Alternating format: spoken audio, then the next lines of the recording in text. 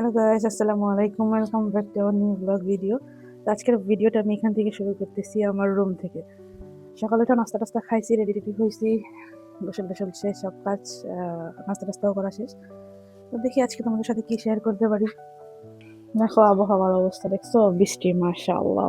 দেখো আবহাওয়া আমাদের এখানকার আজকে বৃষ্টিতে পুরো ভাইসে গেছে আমার সে পানি টানি, অবস্থা খারাপ।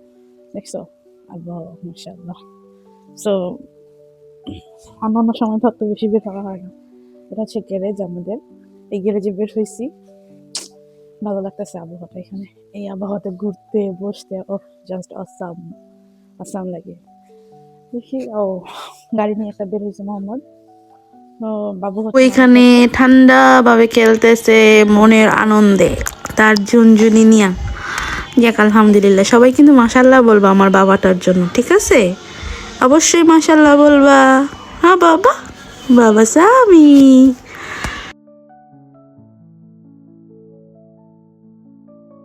দেখো আমাদের গাছ থেকে দুটা বেগুন ছিঁড়ে আনছে, ফ্রেশ এখানে হয়েছে, আমাদের গাছে ধরছে এই বেগুন। তারপর দুবাইতে বসে বসে ফ্রেশ জিনিস খাওয়া যেতেছে। অন্য সময় দোকান থেকে বা মাজরা থেকে আনলেও ফ্রেশ, বাট এটা যেহেতু নিজের হাতে লাগানো, মাশাআল্লাহ, এটা খাওয়ার টেস্টি আলাদা। মোনা কি করো? হ্যালো, কি করতেছো তুমি? হুম, প্রতিদিনের একটা অভ্যাস হয়ে গেছে চা। নাস্তা করছো? এই এই রং চা যদি আমি না খাইতে পারি, ঠিক আছে, আমার এত খারাপ লাগে। তো আজকে আমি অলরেডি আগে থাকতেই রেডি হয়েছি, যাতে ও মোহাম্মদ আয়শা ফোন দিলে আমি তাড়াতাড়ি বের হইতে পারি। তো এখন আমি রেডি হয়ে নিছি, যাবো হচ্ছে বাইরে চা খাইতে। সন্ধ্যা হয়ে গেছে অলরেডি। তো আজকে দুপুরে খাওয়া দাওয়া করতেও লেট হয়েছে।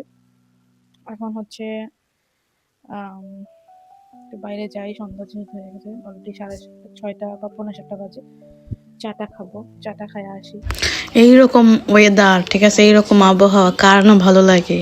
টিপ টিপ বৃষ্টি, সাথে গরম গরম চা, এরপর তো একটু লং ড্রাইভ আছেই না? ও আমার কিন্তু অনেক ভালো লাগে। মাশাল্লাহ, দেখো কি সুন্দর ওয়েদার। তো এর মধ্যে একটু বের হয়েছি, বলি চাও খাবো, একটু ঘুরবো।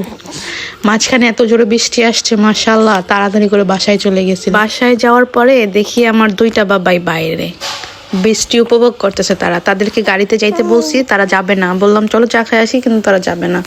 তারা এখানে বসে বসে দুষ্টামি করতেছে। আর এটা হচ্ছে আমার বাবার সুপারগুলো, আমার ছেলে হচ্ছে আমার বাবার সুপারগুলো, আব্বুরে ছাড়া কিছুই বুঝে না। তো বাসায় আসার পরে মনে মনে দোয়া করতেছিলাম, আল্লাহ বৃষ্টিটা যাতে একটু জোরে নামে, আর মোহাম্মদ যাতে বাসায় একটু লেট করে আসে, আমরা যাতে একটু ভিজতে পারি। বৃষ্টিও জোরে আসছে, আর মোহাম্মদও বাসায় আসে নাই, কিন্তু আমার ভিজে আর হইলো না, কারণ ওই যে আমার আব্বু তো আছেই একজন, আমার আর ভিজতে দিল।